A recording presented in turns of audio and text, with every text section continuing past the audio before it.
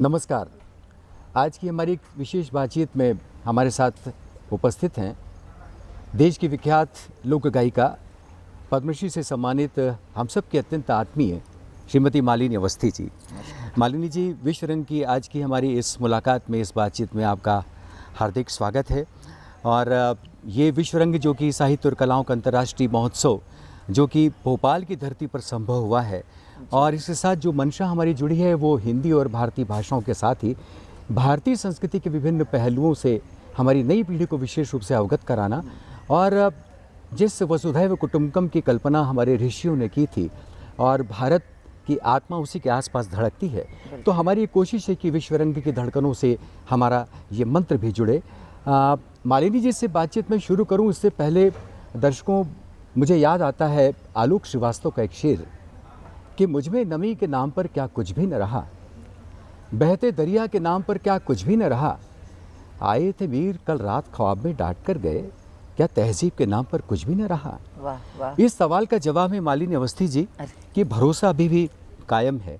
मालिनी जी, इस वक्त जब आप भोपाल की यात्रा पर हैं तब जी। विश्व रंग पुस्तक यात्रा का एक बड़ा अभियान हम लोगों ने विश्व रंग के बैनर पर आयोजित किया है और महानगरों और राजधानियों से चलकर सुदूर गांव, कस्बों और पंचायतों तक पुस्तकों ने दस्तक दी है। तो पुस्तकों का हमारे जीवन में क्या महत्व है और पुस्तकें किस तरह से मनुष्य के जीवन के अंधेरों में उजाला साबित हुई है, इसे अलग से रेखांकित करने की आवश्यकता तो नहीं है, लेकिन इस प्रकल्प को लेकर की पुस्तक यात्राएं हमने आयोजित की हैं रविन्द्रनाथ टैगोर विश्वविद्यालय ने। आपका उस पर क्या मंतव्य है और आप क्या हमसे अपनी शुभकामनाएं साझा करना चाहेंगे? सबसे पहले तो बहुत बहुत आपको सादर अभिनंदन, और मुझे यहाँ पर इस वार्ता के लिए बुलाने के लिए बहुत बहुत आभार जी। इस पूरी परिकल्पना के लिए कि पुस्तक को लेकर एक यात्रा हो और पुस्तक एक मनुष्य के जीवन में क्या स्थान रखती हैं, इसके बारे में जागरूकता फैलाने का ये जो अभियान है। क्योंकि आज आप जान रहे हैं कि हमने और आपने जिस वक्त होश संभाला है, जी। एक ऐसे परिवेश में जी। हमको जीवन का बोध हुआ है जहाँ पर पुस्तकें हमारे जीवन का बहुत अहम हिस्सा रही हैं, आज जी। तक है। जी। क्योंकि एक बार जिसको किताबों की आदत पड़ गई, किताबों के साथ चलने की आदत पड़ गई, तो वो आदत कभी जाती नहीं है। लेकिन दुर्भाग्यवश कहें कि आज हम ऐसे वक्त में जी रहे हैं जहाँ पर इंटरनेट का ज़माना है जी। और कागज़ पे जो अक्षर हैं उनको आँखों से लेकर दिल में उतरने के बजाय अब पाम पे स्क्रीन पर देखने पढ़ने की आदत है। हाँ। जब तक हिंदी पढ़ी जा रही है, जब तक अक्षर पढ़े जा रहे हैं, तब तक कोई भी ज़रिया हो जी। लेकिन अच्छा है कि कम से कम लोग पढ़ें। जी। तो इस दृष्टि से तो मुझे लगता है, वैसे भी मैं पहले तो बधाई दूंगी क्योंकि मध्य प्रदेश मुझे लगता है हिंदी को लेकर बहुत सार्थक अभियान चलाता रहा, और ये तो अपने आप में विश्व रंग की बहुत अनूठी और अभूतपूर्व मुझे पहल लगती है। जी जी जी। और आज आपसे दिन भर जैसे बात हो रही थी, आप बता रहे थे कि आप इन यात्राओं को कारागार में लेकर गए हैं, आप वृद्धाश्रम लेकर गए हैं जी। और मुझे लगता है इस तरह कभी किसी ने सोचा नहीं होगा। हालांकि मुझे पता है कारागार में भी अपनी उनका पुस्तकालय होता है जी। लेकिन आपको पता है पुस्तकालय वहाँ पे रहते हैं, पुरानी किताबें होती हैं, जो सरकारी हिसाब किताब होता है कि वो जो स्वीकृत हैं वही वहाँ पर रहेंगे। लेकिन ऐसे एक नई ऊर्जा का वहाँ पे जाना, नया क्या चल रहा है उसको लेके न सिर्फ किताबों को आदान प्रदान बल्कि उससे संदर्भित चर्चा भी करना। हाँ जी, अभी जब आप ये जिक्र कर रही थी कि हम लोग कारागार में भी इन किताबों को लेकर गए, पुस्तक यात्राएं वहाँ गई, फूल पाखुरियों से वहाँ भी स्वागत किया गया। और बच्चों ने तो जैसे अपने हृदय ही बिछा दिए थे। और मुझे ऐसा लगा मालिनी जी कि शहरों में और महानगरों में जिस तरह से हम अपसंस्कृति की बात करते हैं या ये कहते हैं कि वो थोड़े से अलग हैं, एक पीहड़ है टेक्नोलॉजी का, लेकिन अगर आज भी यदि एक सक्षम अगुवाई की जाए तो आज भी हमारे छोटे गांव और कस्बे आज भी अपनी भुजाओं में इसको समेटने के लिए तैयार हैं। तो ये सारी की सारी जो परिकल्पना की है एक ऐसे निजी शैक्षणिक संस्थान ने की है जिसे रविन्द्रनाथ टैगोर विश्वविद्यालय और उसके सहयोगी संस्थानों ने 4 राज्यों में ये पुस्तक यात्राएं की हैं। मैं जानना चाहूँगा, बड़ी मुझे कौतूहल जाग रहा है कि मालिनी जी अवस्थी जब आज इस देश और दुनिया की सरहदों को पार करते हुए एक सितारा हैसियत रखती हैं, तो ये मन में बड़ा ही सहज जिज्ञासा होती है कि किताबों से आपकी सोहबत बताइए ना कि बचपन में कैसी रही। हमारे यहाँ परिवार में, और मुझे लगता है हर भारतीय परिवार में, पढ़ने का, किताबों को पढ़ने का एक माहौल हमेशा से रहा जी। लेकिन हमारे यहाँ दो बातें हैं। हमारे ताऊ जी थे, ताऊ जी की बेटियां जो हमसे उम्र में 10-10 बरस बड़ी थी, तो उनके हाथों में हमने हमेशा बड़ा श्रेष्ठ साहित्य देखा जी। तो जिस उम्र में शायद ये किताबें पढ़ने की उम्र नहीं थी मेरी, उस उम्र में हमने सारे श्रेष्ठ साहित्यकारों को पढ़ा। और जब मेरी माँ ने देखा कि, मुझे लगता है कि पहली किताब जो मैंने उस समय पढ़ी वो शुरुआत सबसे पहले बांग्ला के जितने हमारे कथाकार, साहित्यकार, आप तो स्वनाम धन्य रविंद्रनाथ ठाकुर जी ने जिस प्रकार, मुझे लगता है नारी के चरित्रों का जिस प्रकार से एक सुलभ चरित्रों पर इतनी सुंदर किताबें लिखी हैं, उनका और शरद बाबू का जी। ये सबसे पहला जो साहित्य पढ़ा वो शरद बाबू का, और उसके बाद छोटी छोटी कहानियाँ थीं, और चाहे वो मुझे लगता है हिंद पॉकेट बुक्स की थी उस समय, बहुत मुझे लगता है 50, 60, 70 पृष्ठों की कहानियाँ हो जाती थी, बहुत साधारण, क्योंकि अनुवाद होते थे वो जी। हिंदी में, और क्योंकि मूल तो बांग्ला में था, लेकिन सारे जो आप फिर जो एक प्रेम जागा सारा पढ़ डाला, फिर धर्मवीर भारती जी, गुनाहों का देवता, और फिर प्रेमचंद। एक बार जब पढ़ने का एक व्यसन सा हो गया, तो मेरी माँ एमए हिंदी में थी जी, और मुझे आज भी याद है कि जब माँ ने देखा कि मैं खरीद कर पढ़ने लगी हूँ, अब बहनों के संग संग मैं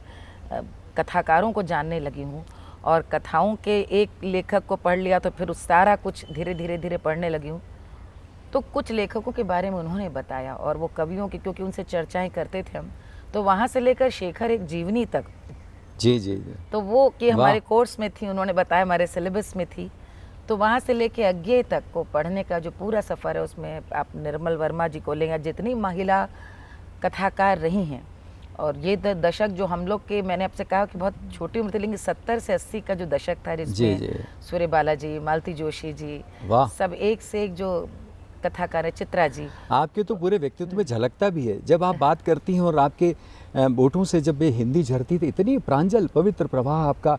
और दूसरी बात ये है कि आप चूँकि एक लोक गायिका हैं, तो मालिनी जी, मुझे ये भारत की संस्कृति के पिछले अध्यायों को और विरासत को हम याद करते हुए अगर यहाँ पहुँचते हैं कि भारत में ज्ञान की दो परंपरा रहीं, एक वाचिक परंपरा और लिखित परंपरा, और क्या ही अद्भुत बात है ये कि शब्द ब्रह्म माना गया है, और हमारे जो सिख समुदाय है वो तो ग्रंथ की ही पूजा करता है। द गुरु ग्रंथ साहिब की, यानी पुस्तक की पूजा जिस देश में होती है उसको ही इबादत और ईश्वर माना जाता हो, ऐसे देश में होने का हम सबको फ़ख्र तो बनता है। वाचिक परंपरा जिससे जुड़ी है, और मैंने कहा कि ज्ञान की परंपरा है, देखिए हमारे यहाँ तो लोकगीतों को चलता फिरता ग्रंथ ही कहा जाता है, और क्या ही अजीब बात है कि आपको कितने सारे याद हैं। एक अद्भुत बात है विनय जी, ये आप भी जानते हैं, हमारे दर्शक श्रोता भी जानते हैं कि किताबों से एक तो आपका एक दृश्यात्मक चीज़ों को समझने का, देखने की एक समझ विकसित होती है, जो सबसे बड़ी किताबों की देन है जी। आप अनुभव आपका समृद्ध होता है, और आपको एक अक्षर पढ़ करके उस चित्र को समझने की कल्पना साकार आपके सामने होती है, वो एक बहुत अद्भुत देन है पुस्तकों की जी। शास्त्रीय संगीत सीखते सीखते हुए भी लोकगीतों में बहुत छोटी उम्र में एक कोई भी लोकगीत आप उठाए, ऐसा लगता था कि एक किताब पर, एक लोकगीत पर एक पुस्तक लिखी जा सकती है अपने आप में। ये 10 पंक्तियों का लोकगीत जिनको कि शायद कहीं डॉक्यूमेंट ना किया गया हो, जो हमारी जैसा आपने कहा कि श्रुति परंपरा से दादी गाती नहीं, जहाँ सुनिए आप जनजातीय समुदाय हो, हमारे घरेलू संगीत हो, संस्कार गीत हो, एक एक सोहर, एक एक शिशु के जन्म में, कितनी सामान्य सी बात है, जन्म शिशु का हो रहा है, लेकिन उससे जुड़े प्रसंग इस प्रकार के हैं कि वो हमेशा कुछ सिखाते, कुछ बताते आ रहे। यदि कथा को बाँचने की, कथा को पढ़ने की दृष्टि है, तो आप लोकगीत को वास्तव में कथा ही समझेंगे। हर लोकगीत अपने आप में एक कहानी है और एक किताब है। मैं हमेशा बोलती हूँ कि एक किताब है। आप देखिए जो छापक पेड़ छिवलिया, जो हिरनी का इतना अमर सोहर है, उसमें पूरी कथा यही है कि ढाक के पेड़ के नीचे हिरनी और हिरन है, और हिरन को उदास देख करके पूछती कि क्या तुम्हारा चारा सूख गया, क्या जल सूख गया, क्या बात है।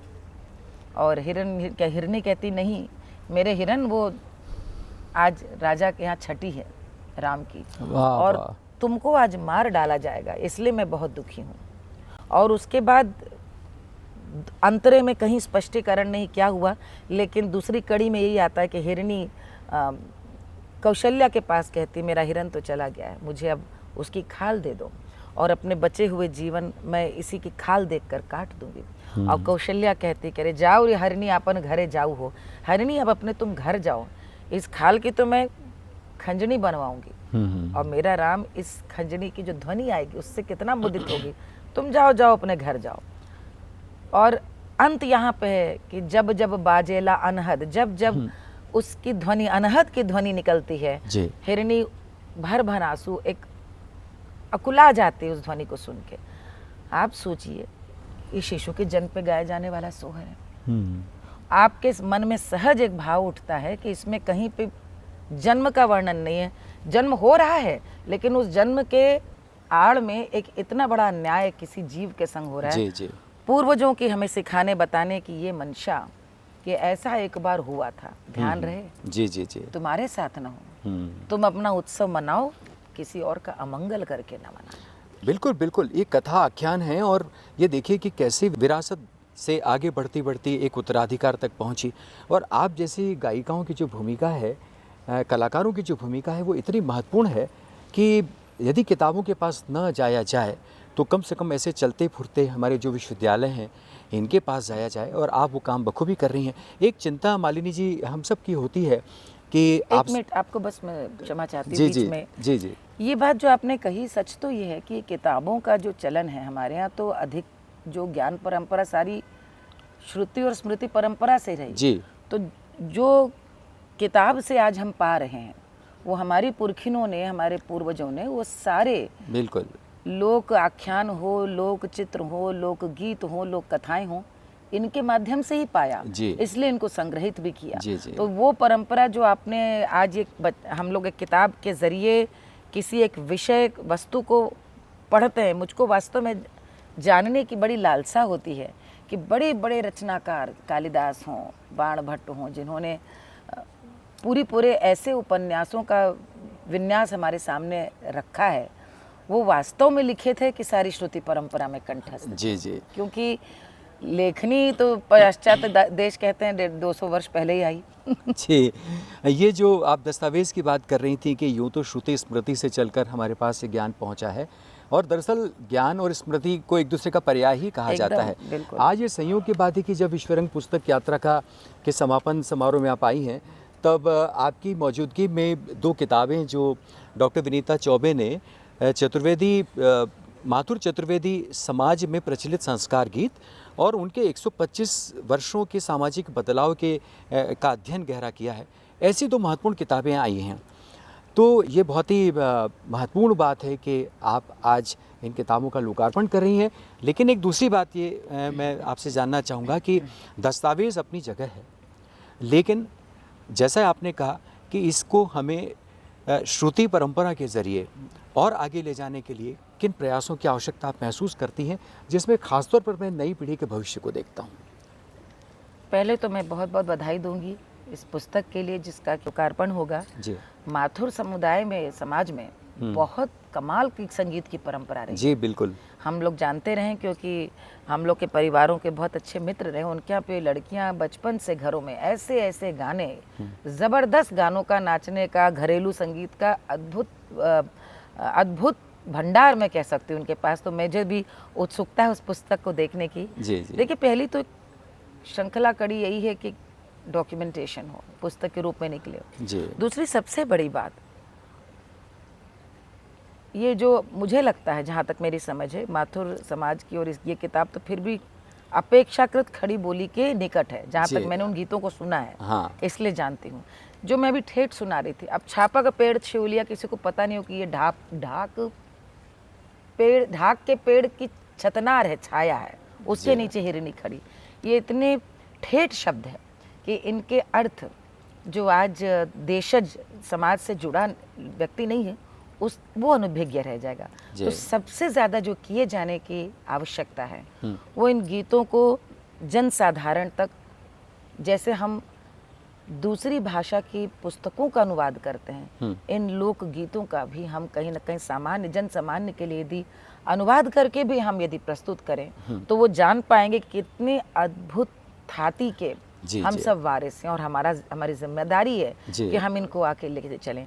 पहले क्या होता था कि एक इस वाचिक और श्रुति परंपरा के विनय जी सबसे बड़ी कड़ी है अनुशासन कि भाई इसको तो गाना ही है, साथ में बैठना ही है, एक बहू ने एक कड़ी पकड़ी दूसरी बहू को दूसरी कड़ी उठानी ही है, कोई मना नहीं कर सकता था। दादी लेके ढोलक बैठ गई तो औरतें बैठेंगी और वो उस अनुशासन में सीखती चली जाती। आज दुर्भाग्य से न वो अनुशासन है और कहीं ना कहीं विनय जी एक मानवीय प्रवृत्ति है, जिस चीज को हम समझ नहीं पाते हैं हम उससे फिर भागते हैं, हम उसको धिक्कारते हैं, अरे भाई ये सब तो पता नहीं क्या। क्यों?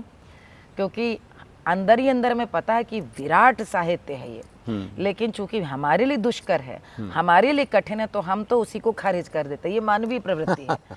तो मुझे लगता है कि नई पीढ़ी तक ले जाने के लिए जितनी भी श्रुति परंपरा की चीजें हैं, चाहे वो लोकाचार हो, चाहे वो आप क्या देखिए, ये तो मध्य प्रदेश से तो बड़ा कोई उदाहरण ही नहीं। आप देखिए गोंड चित्रकला आपके सामने है कि एक वनवासी समाज, जनजाति समाज किस तरह से प्रकृति के संग रहता है।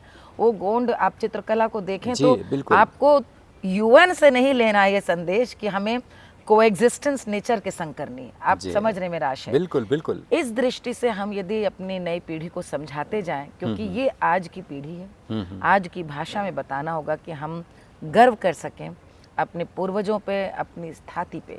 और इसीलिए आपने विनय जी महसूस किया होगा कि मैं जब भी गाती हूँ तो जो गाती हूँ उसकी व्याख्या करके गाती हूँ और उसको आज के धरातल की कसौटी पे गाती हूँ। कल मेरा कार्यक्रम था अम्बेडकर नगर में, तो मैं जब गा रही थी तो मैंने वहाँ रेलिया बैरन गाया, तो मैंने उनको बताया कि एक समय ये अयोध्या का हिस्सा था, जिलाबाद में कट के अलग बना।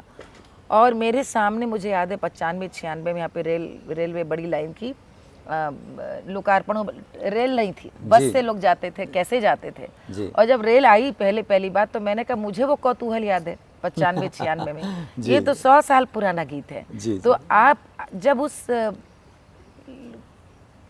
जो हमारी कह लीजिए जो सिद्ध पीठिका पे बैठी पुरखिनें थी, उनकी जगह खुद को रख के देखते हैं और उन श्रोताओं को भी उसी वातावरण में ले जाते हैं। आज के कलाकार यदि लोक गा रहे हैं तो कृपया इस बात को, ये है कटु सच, लेकिन इसको माने, स्वीकारें। आपका श्रोता मंडल वो नहीं है, आप उसको वहाँ ले जाएं। ये एक दुष्कर काम है, ये कठिन चुनौती है, लेकिन यदि आप कर सकें तो कहीं ना कहीं आपकी यात्रा में वो भी शामिल होगा। जैसे आप पुस्तक यात्रा निकाल रहे हैं, हम लोग भी यही करते हैं कि अपनी यात्रा में श्रोता समाज को जरूर साथ एक महत्वपूर्ण पहलू मालिनी जी आज आपकी आमद के साथ जुड़ ये रहा है कि आपको शारदा चौबे स्मृति लोक सम्मान से हम लोग विभूषित करने जा रहे हैं। रविन्द्रनाथ टैगोर बताया नहीं था, ये मैंने कार्ड देखा ये हमने तो मैंने उसमें देखा कि तो बहुत नहीं ये तो हम लोग गौरवान्वित हैं कि आप ये सम्मान ग्रहण कर रही हैं। मैं आपको बताना चाहूँगा कि ये शारदा चौबे जो हैं वो हमारे रविन्द्रनाथ टैगोर विश्वविद्यालय के जो कुलाधिपति हैं, कवि कथाकार संतोष चौबे, उनकी माँ की स्मृति में स्थापित सम्मान है। उनकी माँ ने इसी वाचिक परंपरा से जुड़े हुए पारंपरिक भजनों को संग्रहित किया था। बाद में संतोष चौबे जी ने बाकायदा उनका ध्वन्यांकन किया और बाकायदा माँ की स्मृति में वो सीडी को भी तैयार किया है। और चतुर्वेदी, माथुर चतुर्वेदी जो समाज है उसमें प्रचलित जो होरियाँ हैं ब्रज और मैनपुरी की, उनका भी एक संग्रह उन्होंने आईशक्ति स्टूडियो के माध्यम से किया है। तो ये देखिए कि जहाँ से भी पहल शुरू की जाए वो निश्चित रूप से कहीं ना कहीं तो आगे बढ़ती है, उसके दस्तकें खाली जाती नहीं है। दुष्यंत कुमार का बड़ा मशहूर सा शेर है दीदी कि किससे कहें कि छत की मुंडेरों से गिर पड़े, किससे कहें कि छत की मुंडेरों से गिर पड़े, हमने ही खुद उड़ाई थी पतंग शौकिया। तो ये जो हमारे पास से जाता हुआ सा दिखाई दे रहा है, ये सब हमारा गोया है। तो इस बीहड़ से हम सब लोग निकलेंगे और जैसा कि आपने शुभकामनाएं भी व्यक्त की, कामना व्यक्त की कि कहीं न कहीं फिर हम लौटेंगे, जो जहाज का पंछी उड़ी उड़ी पुनी जहाज पे आए। तो भारतीय संस्कृति इतनी अनाहत है, अक्षुण्ण है और इतनी गहरी है कि वो मालिनी अवस्थी जी जैसी शख्सियतों के भीतर से चलकर हम सब तक पहुंचती है। नई पीढ़ी जहां से भी प्रेरणा ग्रहण करे वो धन्य है। और मालिनी जी, आप आई, पधारी, और शब्द संस्कृति के अनुष्ठान में आपका होना हम सब के लिए सौभाग्य का विषय है। बहुत बहुत धन्यवाद आपका। बहुत बहुत आभार, बहुत बहुत अभिनंदन, धन्यवाद जी।